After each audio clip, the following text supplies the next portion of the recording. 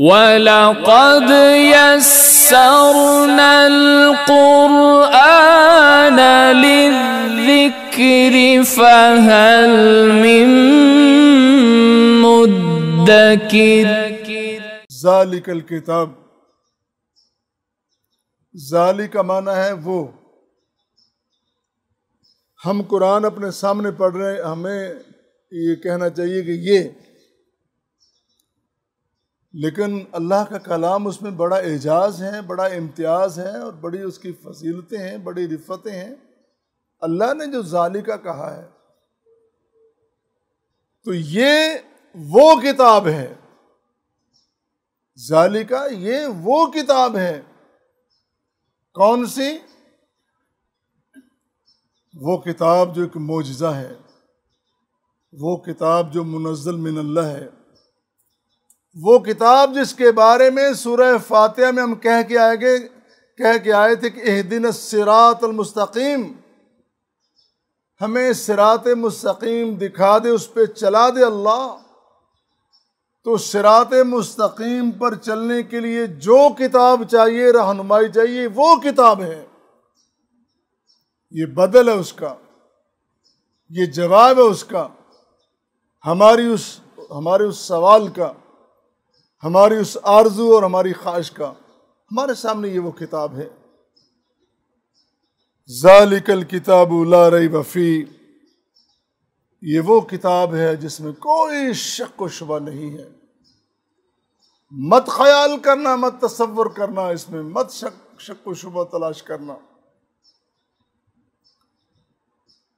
یہ تمام شکوک و شبہات سے بالا تر کتاب ہے۔ یہ وہ کتاب ہے جس کے بارے میں فرمایا الف لام میم تنزیل الکتاب لا ریب فیہ من رب العالمین۔ یہ اللہ کی طرف سے خاص فضل ہوتا ہے، کتاب کی تنزیل ہوتی ہے، اور یہ رب العالمین، کائنات کا رب، جہانوں کا رب، اس نے نازل کی ہے، اور پیارے پیغمبر علیہ السلام کو خاص تحفہ دیا اللہ تعالیٰ نے رمضان کے برکتوں والے مہینے میں۔ دیکھیں، قرآن کریم نازل کرنے والا رب العالمین، قرآن کریم جس پہ نازل ہوا وہ شخصیت رحمت للعالمین، جہانوں کی رحمت، اور یہ کتاب ذکر للعالمین، پوری کائنات کے لیے نصیحت اور ہدایت کی کتاب ہے۔ اور ویسے بھی واضح رہے، ہم جب اس پہ غور و فکر کرتے ہیں تو کوئی اس میں جغرافیہ تلاش کرتا ہے، کوئی تاریخ تلاش کرتا ہے، کوئی سائنس تلاش کرتا ہے، کوئی طب تلاش کرتا ہے، اور جس طرح کوئی سوچتا جاتا ہے وہ آخر میں کہتا ہے اس کتاب میں سائنس بڑی ہے، اس کتاب میں فلکیات کی بڑی رہنمائی ہے۔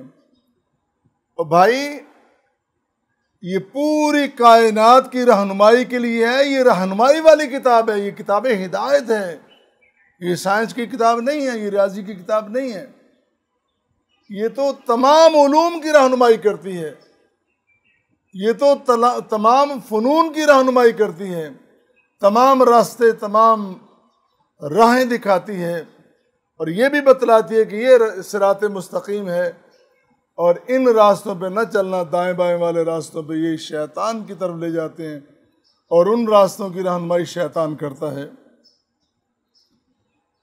اور پھر اس الکتاب کے بارے میں فرمایا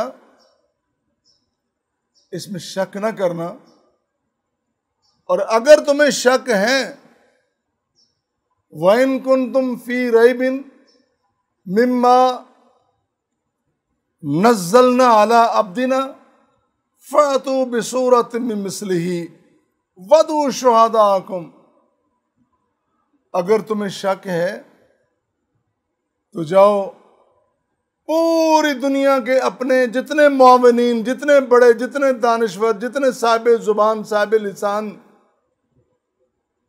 جو صاحب قدرت تمہیں نظر آتے ہیں، سب کو بلا لو، اور سارے مل کر اس قرآن کی صورت جیسی صورت پیدا کرو، لے آؤ، تم نہیں کر سکتے۔ بلکہ صرف اتنی بات نہیں ہے، رب تعالیٰ نے قرآن کریم کا یہ جو چیلنج رکھا ہے دنیا کے سامنے، فرمایا کل ان اجتمعت الانس والجن الا ان یاتوا بمثل هذا القرآن لا یاتون به۔ باقاعدہ اعلان کروایا پیارے پیغمبر علیہ الصلوۃ والسلام سے، فرمایا کہ کل کہہ دیجئے، اعلان کر دیجئے، تمام دنیاوی قدرتیں طاقتیں اکٹھی ہو جائیں اور اس قرآن جیسی کوئی دوسری کتاب ہمیں لا کے تو دکھائیں۔ اور فرمایا کہ لا یاتون بہ، یہ نہیں لا سکتے۔ یہ انسانوں کے ساتھ جنات کو بھی شامل کرنا، جس کو شامل کرنا ہے۔ پہلے پورے قرآن کا چیلنج ہوا، پھر بعشر سور مثلہ، پھر 10 صورتیں، پھر فرمایا کہ ایک سورۃ فاتوا بسورۃ، ایک صورت لے آؤ۔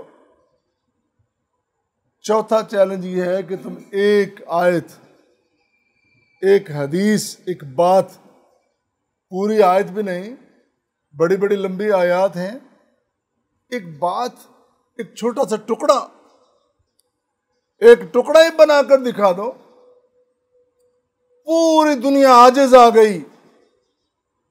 اور آج کا دانشور صرف نہیں، اس وقت پیارے پیغمبر علیہ الصلوۃ والسلام کے عہد مبارک میں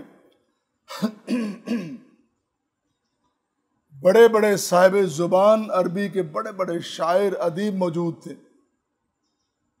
وہ جو قرآن مانتے نہیں تھے لیکن سمجھتے ضرور تھے، ان کو پوری تفہیم تھی اس کے الفاظ کو، اس کے زیر و بم کو، اس کی ترتیب کو، اس کی ترتیل کو، سب کو سمجھتے ہیں، لیکن وہ بھی نہ کر سکے، وہ بھی عاجز آئے، اور آج بھی عاجز، اور قیامت تک پوری دنیا عاجز رہے گی۔ یہ معجزہ ہے، اور معجزہ وہی ہوتا ہے کہ جو لوگوں کو عاجز کر دے۔ اسی لیے قرآن کریم کا بہت بڑا چیلنج دنیا کے سامنے۔ پھر میں اس بات کو دہراتا ہوں، فرمایا الف لام میم ذالک الکتاب لا ریب فیہ، یہ وہ کتاب ہے جس میں کوئی شک و شبہ نہیں ہے۔ کس طرف تم سوچتے ہو، کیا سوچتے رہتے ہو؟